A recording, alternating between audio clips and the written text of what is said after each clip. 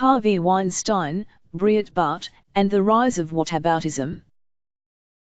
Why is whataboutism having a moment? The Washington Post asked in August. Whataboutism is a rhetorical tic in which a person who finds themselves accused of something awful responds by saying, "But what about this other random thing?"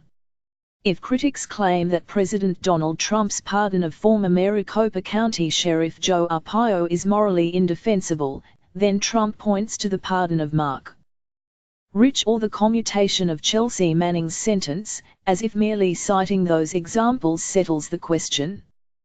The Post's Philip Bump noted that whataboutism thrives because of high levels of public distrust, a partisan news media, and a Citadel's worth of online maesters who are standing by with the odd historical fact. The 15th of August had been whataboutism's high water mark.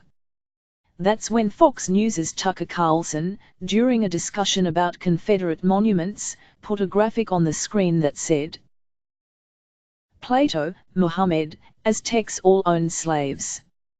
What about Plato?" But that day has now been relegated to second spot on the medal stand. Thursday was an amazing day for whataboutism, perhaps its biggest ever. What happened was that two giant hunks of investigative journalism landed on Twitter at about the same time. In the New York Times, Jodi Kantor and Megan Twohey reported on movie producer Harvey Weinstein's history of paying financial settlements to women who'd accused him of sexual harassment.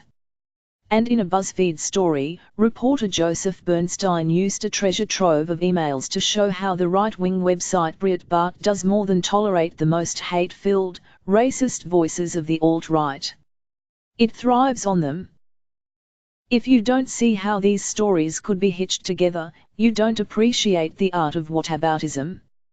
Reeling from charges that it had literally sought line edits from fringe white nationalist figures, Breitbart suddenly found itself extremely interested in the indiscretions of Weinstein.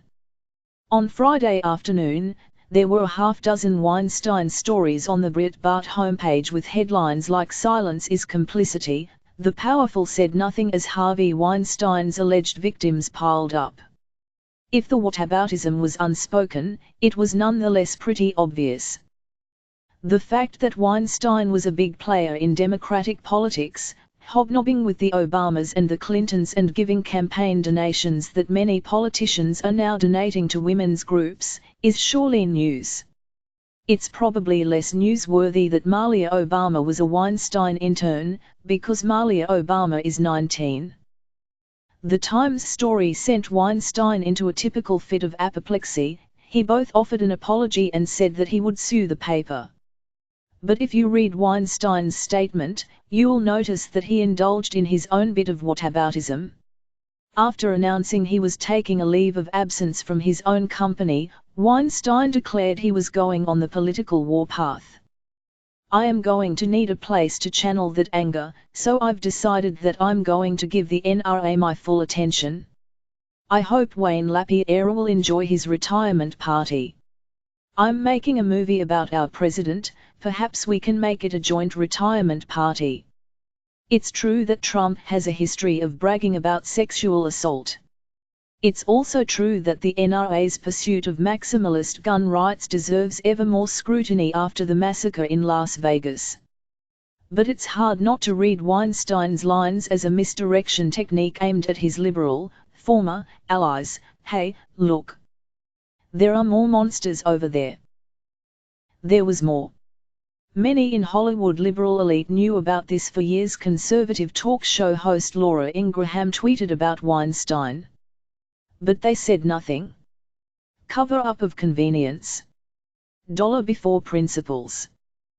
In response, the Twitter account Skojabara noted that Ingraham's employer, Fox News, had its own pretty famous case of saying nothing and pursuing dollars before principles.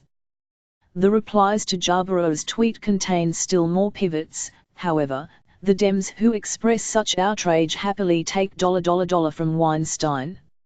On Thursday, there was a whatabout for everybody.